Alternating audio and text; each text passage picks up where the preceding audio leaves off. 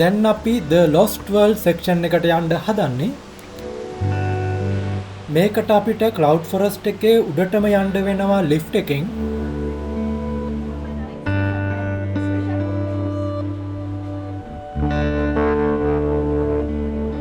උඩටම ගිහින් අනිත් section පල්ලෙහාට බහින ගමන් ලේසියෙන් බලන්න තමයි මේක ඩිසයින් කරලා තියෙන්නේ.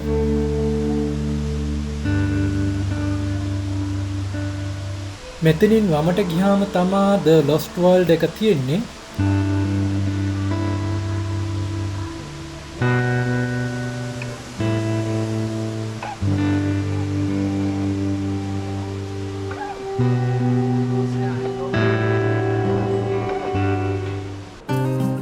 ඔයාලට පේනවා ඇති අපි මේ ඉන්නේ වීදුරු වලින් හදපු කෘත්‍රිම ගෙයක් ඇතුලේ.